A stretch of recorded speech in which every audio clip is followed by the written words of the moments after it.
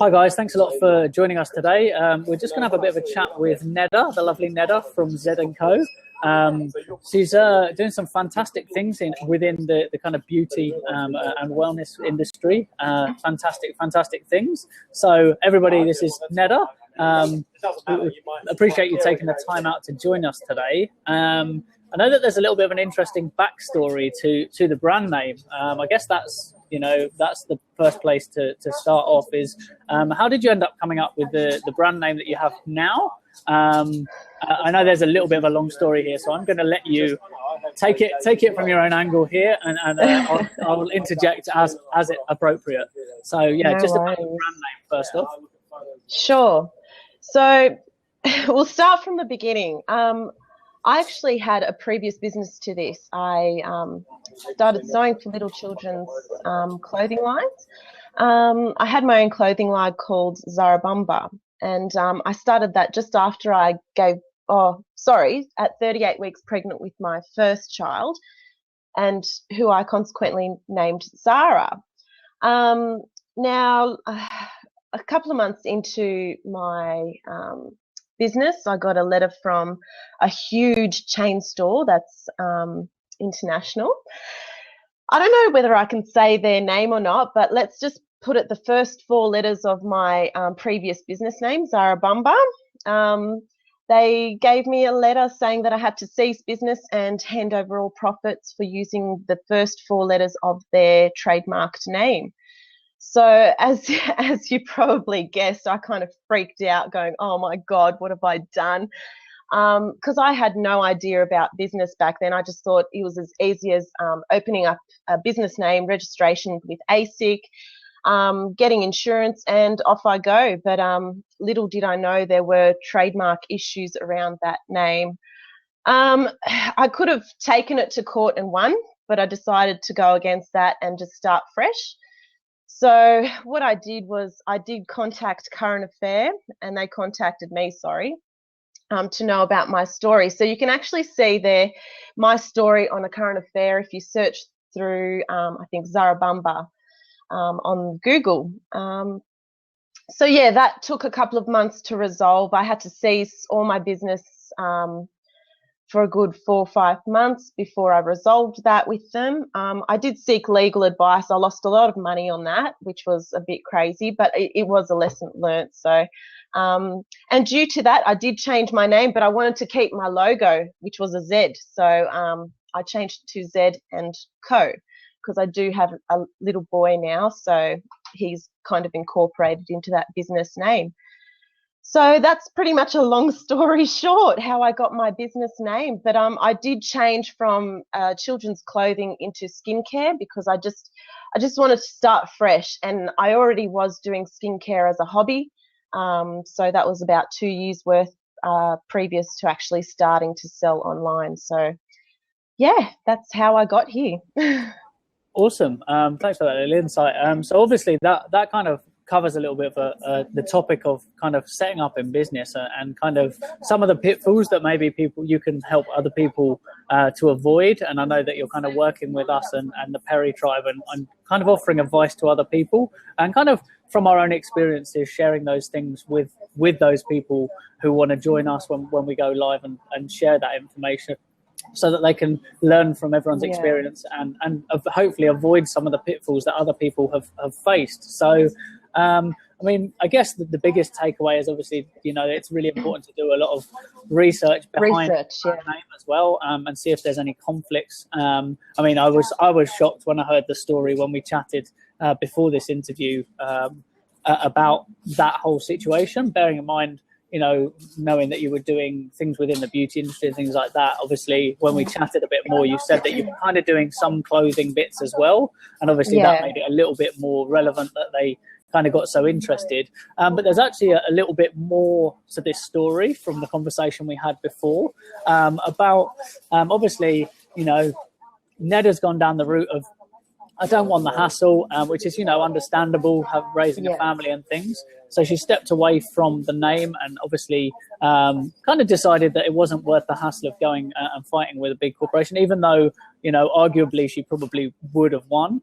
But with that that in mind, it's obviously something she looks at changing the brand name, but keeping the name relevant to the reasons that she started out in the first place. So I think that's kind of something that's really, really important. Is the name that you've picked obviously still keeps the essence of what it was about originally when you had the Zara Bumba name. So I think that's great, and I love the way that you've brought your family element in without it being really obviously branded like that. I love the fact that you do that, and it kind of shines through, and we can tell from working with you and helping you out that how passionate you are about it and how kind of family orientated as well. And how kind of the products that you make are specifically relevant because it's about caring and looking after people. So just if you wanted to just touch in a little bit. Sorry, Johnny's hijacking my interview. He's so loud. So if you just wanted to touch on, obviously we know you're now doing beauty products. So if you just want to run through a few of the products and things that you're now currently making, and so people who don't know can catch up on what it. Sure. So, I started the business off doing cold processed soap. So I actually make all the soaps from scratch. You can catch them on my Periscope, how I make them. So you actually do get a physical product that I actually make. So our soaps, I've got some here actually, if you guys want to see. So this is one of the soaps that we did for Mother's Day. I don't know if you guys can see that. It's probably a little bit bright. Hang on. Is that better? I've got a black soap here too for the men. So our soaps have natural glycerin in it. So most of the store-bought soaps are actually stripped of their natural glycerin and then put back together to kind of make a long-lasting bar. Our cold processed soaps are pretty much made from the ancient methods and still hold the natural glycerin, which is really, really moisturizing to the skin. And the main reason why I started into cold processed soap making was because a lot of people in my family have sensitive skin and eczema and all of that. So by using cold processed soap with a bit of shea butter, castor oil, Australian olive oil, coconut oil, all those beautiful butters and oils that you can actually add in yourself, helps their skin kind of heal over in the sense. We also do a lot of men's stuff. We just recently started doing because of the popularity of our men's soaps. So a lot of our customers have actually asked for aftershaves and shaving soaps and all that. So we did just release a men's aftershave balm, which the lovely chocolate Johnny was just talking about before, how good his skin feels after his shave. And it's a thing I can vouch for as well. From the first time we met, that was one of the things that I took away from the stuff that you shared with myself and Nate from the Hilton. So it is a fantastic product. Yeah. And we also do like body creams as well. So I do body creams for both men and women. I do keep it at 1 cent only because I do choose the most luxurious and perfume type scents for that. We can do unscented things for more sensitive skins as well. And we also do custom orders. So if you've got a certain skin problem that you'd like to resolve, we can try formulate a recipe for you. So it's pretty much all we do at the moment because we don't want to do too much too soon. And we also have body scrubs too. So we keep ours at Himalayan salt body scrub, which is currently sold out, and our premium coffee salt scrub. So I think it's awesome that you're being like very focused on kind of getting those things right before you go. I mean, this is one thing that a lot of people in business make the mistake of, is trying to take on too much. And I mean, it's something, especially in the digital space right now, that this whole let's deal with everything, let's try and do everything, and within the products range, it's good that you're kind of focusing on that, getting it right and checking that it's right for the market that you're dealing with. And I think definitely a great way. And we've also actually, with our cold processed soaps, we actually tested the recipe for about a year before we actually started selling because we did want to make it right. So I mean, with that, obviously we're talking about Chocolate Johnny and endorsing that and saying how good it was before we went live. I did notice, because obviously I'm quite keen on following you on Periscope, and I'm loving the Periscopes, guys. I did share the link on the side there, so please go follow her on Periscope. Some fantastic stuff. You get to see the process behind products that you might just take for granted when you pick them up off, your standard shelf and things if you're buying from a supermarket. So do get in and see what that's all about. Have a look at the behind the scenes. I didn't notice whilst we've got Chocolate Johnny as a topic of conversation, as I'm sat inside Perfection Chocolates, I noticed the other day that you were making a chocolate soap. Can you tell us a little bit about how that came about and the story? Well, Chocolate Johnny actually challenged me to make a chocolate soap because he goes, haha, look at my chocolate. I'm like, haha, I can make chocolate soap. And he didn't believe me. So, it's going to take another 2.5 weeks to cure before I can actually send it to him to kind of see whether the smell is resembling a hot chocolate, which it should, because I know it was one of my best sellers last year. So, we did an actual Periscope on us making the chocolate soap. Sorry, I'm such a tongue twister today. And we actually made them look like little chocolates. So over time, they will darken because of the fragrance, and I can't wait to see his face when I do send them to him. So don't tell him yet, but I will be giving it to him. So, can't wait. I will also be doing some for Christmas as well, which is exciting because that's the best time of year for people to have like novelty soaps like that, which is awesome. Yeah, a very interesting comment. In fact, my mum just chimed in about that whole chocolate thing and the soap connection, bringing them together, about having them foaming at the mouth. And I like the real pun, which is why I just pulled that one in. Well, it's pretty funny. A lot of people have been saying that, those types of soaps you can actually give to potty mouths because, they swear a lot, so you might have to give it to them. So. maybe it's how you can deal with the trolls that you encounter. Yeah, definitely. It can be your touch. So with that, one of the things, obviously, with the whole smelling like chocolate, maybe even looking like chocolate, kind of what precautions and stuff, obviously, what considerations you have to make, obviously, for products like that potentially could get into households and might get mistaken for actually being chocolate. Well, we do put a warning on the actual soaps if they do smell similar to like fruits or, novelty kind of treats as well. So we do say to our customers to keep them high out of reach of children, because I have had a few children at some markets that I do actually grab some of my cupcake soaps and try to eat them.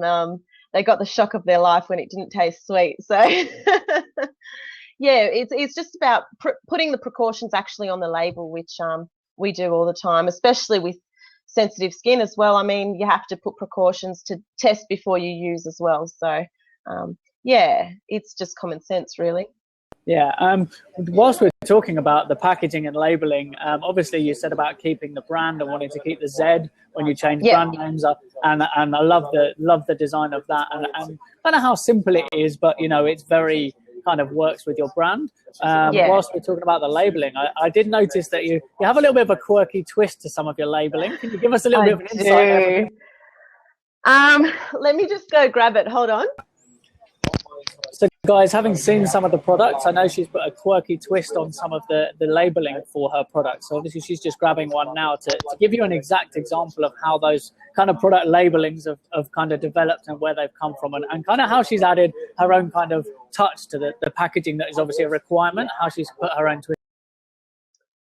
Yeah, so 2 of our body creams, we've got the Oh Baby cream, and we've got the Be a Man cream. So this is just the sample one, sorry, because I've got none left.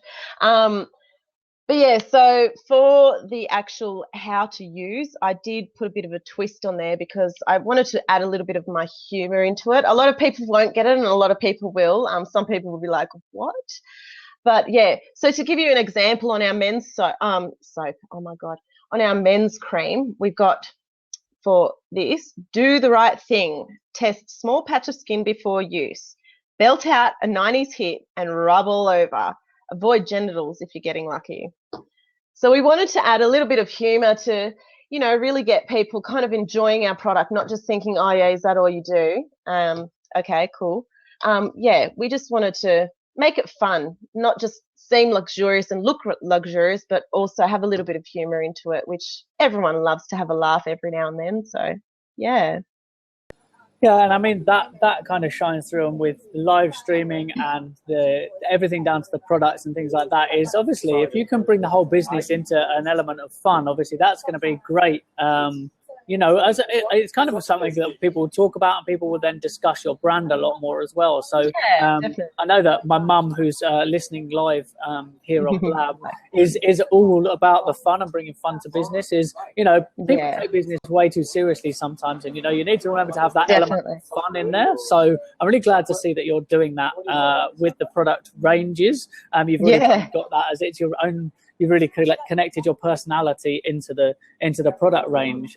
So is there any kind of new products that you're looking at, or things? I know you're quite open to testing new things as well, as we see. Yeah. So recently I tried my hand at bath bombs.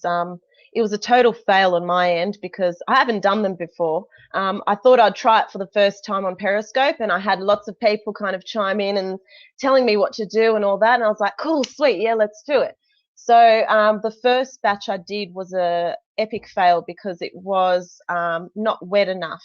But it wasn't a fail in a sense that it was not able to be used. It was just that it was too dry. So I did make them in little sachets as little bath soaks. So I'll still keep going with it, but I want to try my hand at bath bombs and actually adding all these luxurious oils and butters so you can actually soak in it and your skin will feel amazing after. But it's going to take a lot of testing, so that's going to be a couple of months in the making, I think. So yeah, that's our next venture. Okay, yeah. So I mean, it's great to hear like that you're not afraid to experiment and try new things, and the kind of real raw letting people in, and that vulnerability Yeah. of showing, hey, look, it doesn't always go to plan, and obviously that's Yep. inspiring for other businesses and people like that. So that's really credible that you're doing that and sharing that.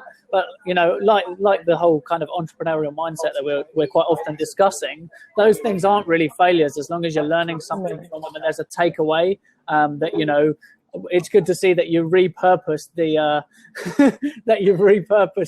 product into something else that was still usable.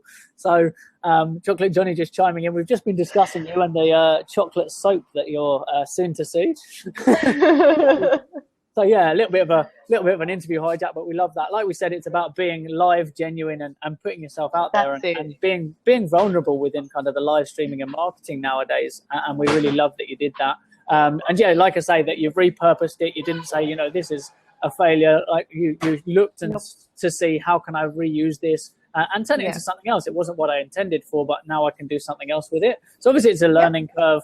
And I know that talking about learning curves, I know that you're quite interested now in kind of showing other people like what you already do and sharing your knowledge, which obviously we're doing from a business sense through the Perry Tribe. But I know that on a more physical sense, you want to show the actual how you make your product. So if you want to give us so in the next couple of months I actually want to do how-tos and actually a lot of people want to do it themselves, and I know my products can't go international as much as I want them to right now, so I'd rather let people use my recipes and use my products in their own home to make themselves and to do it themselves, and the more that they understand about it, the more they'll appreciate how much effort and all that goes into things, and they'll understand how good it is for them. So I can't wait to start doing some recipes and things to give away. So that's going to be awesome, and that's happening in the next couple of weeks, months,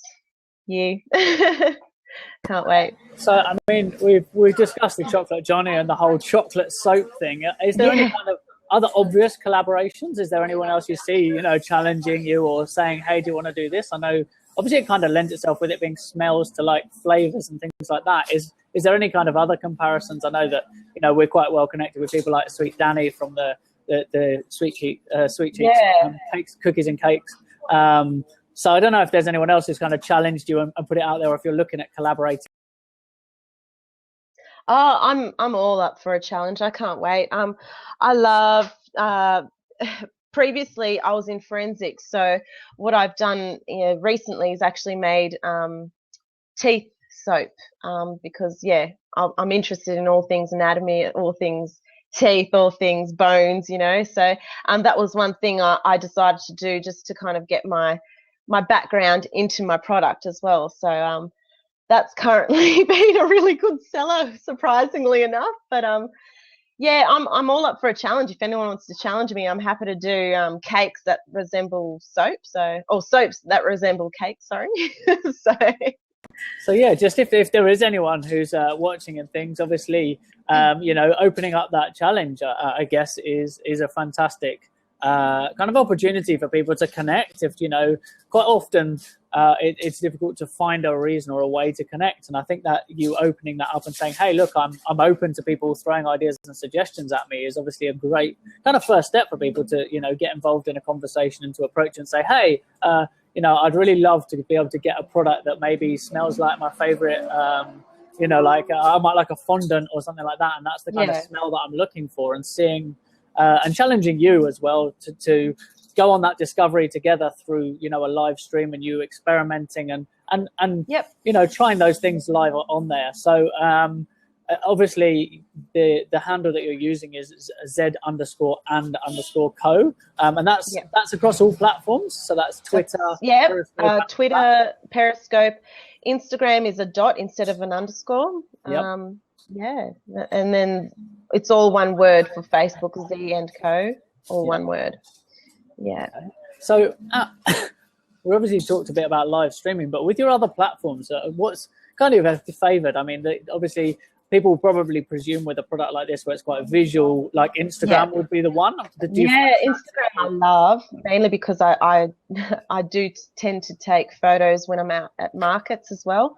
So there's a lot of things I can do with Instagram. But now with live streaming, I suppose it's even better because people can actually make me actually see what I'm doing. So, yeah. And obviously, you're talking about markets there. So obviously, you've got a website that people can check out. That's Z&CoAustralia.com. I just wondered, markets-wise, whereabouts are the markets? I mean, I know you're based in Canberra. Just for people, if they wanted to come down, even to have a chat, say hi, make a suggestion, or check out the soaps and make a purchase. Whereabouts, and can you give us details of where and when those are? Sure. So we're at the Fashion Treasure Markets in Exhibition Park every month in Canberra, ACT, and we're also at the Gold Creek Markets every month in Canberra. So if you go onto my Facebook page, I will have dates, and also onto my website, I will have dates there as well. We are currently expecting to get the next dates in the next couple of days or so. So we should be putting them up on our website soon. Okay, so just you were saying about Facebook. Can you just remind people, did you say it was all one word? So it's facebook.com/Z&Co. Hang on, let me write it in Australia. So it's Z&Co Australia. Okay, Z&Co Australia. Okay. Yeah. Just for people there. Okay, so awesome. So guys, obviously it's good to have that kind of backstory and know, because obviously it's so easy to see see a product and look at those kind of, oh, this is interesting, it's nice, it's and a lot of people don't kind of have the time to appreciate the work, the hard work that goes into creating products that we use in our kind of daily life. And obviously kind of the thought process even more than the actual physical process of making them. So it's really good to share those insights, and obviously for people to get that view and look back and see the process of like where things came from. Obviously people are becoming more and more aware of what's in products and things like that. So I know that you're very conscious of what you put in your products. I mean, do you have a kind of structure? Is there can you give us so we like to keep paraben free, phthalate free, pretty much all the petrochemicals, all that we don't want in our products, because we know they are carcinogenic. So we don't want them anywhere near our skin. So I do tend to go for the more natural elements to put into my products. Of course, we do have the chemical reactions that have to occur, so we do have to put chemicals in there, but they are skin safe chemicals. They've been approved, and they have been thoroughly tested and researched. So I do a lot of research on all my products and all my ingredients, so I make sure that they're the best for the skin, because the skin is the largest organ in your body. So if you don't look after that, your body can start shutting down. So we want to make sure that it's the best for you. So, and me, because I use it too. So other than obviously the amazing products that they can check out from D&Co, have you got any other kind of, just kind of tips for people, whether it's, to do with kind of removing makeups or skin tips or anything like that? A couple of tips you can just throw out for the audience before we finish. Okay, well, the best time to moisturize your body is straight after a shower. That's when your skin soaks in most of its oils and butters and all that, the best. We do tend to say steer clear from moisturizing your skin straight after a shower because your pores are open, and very open. So if you do want to close your pores up a bit, splash a lot of cold water on your face, wait maybe half an hour to an hour before moisturizing your face. And during the cold months, I do recommend to use a scrub because our skin dries out so much. And of course, keep hydrated. That's the best thing you can do for your skin. So lots of water, summer and winter, because in winter we do tend to forget to drink a lot of water. Even in summer, we do drink a lot of water, but we also perspirate a lot. So yeah, that's pretty much.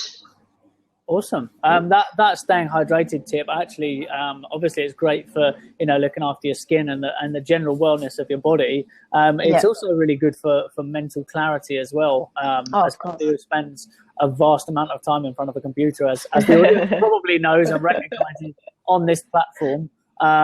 It's from my side, it's a tip that kind of has that. It's kind of a really multi-purpose tip that it's good for mental clarity and your general health as well as the skin side of things. So I'm not sure if there was one question that I caught earlier on that somebody asked about whether or not they could currently order in the States or not. So if I was to hitting a global audience with live streaming, so we've got people from all over the world coming in. So at the moment on our website, we don't have international shipping, but we can do international shipping if you email us. All you have to do is pretty much send us what you'd like, and we would have to calculate the shipping from where you live. So it's a little bit hard at the moment to actually put the shipping onto our website because it's such a hard thing to do at the moment with USA shipping and different states and different areas. So we'd rather get it right the first time. So if you email us, we can do that straight away. And that's great. I mean, the customer service side is obviously there, that you want to cater to those people. And even though it's maybe complicated through the site that you're using at the moment, that you still want to reach out, those people can ask. And obviously live streaming is a good way for people to connect with you and build that relationship and find those things out, because normally you can come to a website and you might go, oh, well, I'm not sure if I can order for where I am. Is there actually a way that people can contact you? Obviously said email. Is there a contact form on the site, or do you want to drop your email? There is a contact form on the site, but follow me on Periscope. You can ask me a question straight away. I am often on Blab as well, so if you have a question, I can also answer it on Blab. But yeah, I've got email, I've got the contact form on our website, the Periscope, Instagram, everything. So I'm only pretty much a little click away. Awesome. I've just fired the link over there for everyone who's on the chat or watching the replay. There's a link there. There's blab.im/Z_co for if you wanted to catch up with Neda on here and follow her, because she's putting some really awesome content out there, and it's great to see kind of the behind the scenes and the reasons behind why she's doing everything that she's doing. So I just wanted to know if there was anyone else had any questions, if you wanted to quickly fire them up in the chat. Otherwise, we're going to wrap up shortly, because I wanted to keep this brief so that people could come back and hear your story without being daunted by a very long recording. So I really appreciate the time, Neda, you've taken out to spend with us today and share your story. And we appreciate your contribution into the Perry tribe and looking to help other businesses, not just locally but globally through the live streaming platforms. Yeah, we're all about helping other businesses. So if someone can learn from my mistakes, I'm all for it. So yeah, and we really appreciate you taking that time to do that with us as kind of a team effort as well. So but once again, thanks a lot for taking the time, and thanks to everybody who tuned in and chimed in with questions. I really appreciate your time. So thanks a lot. I'm just going to end there.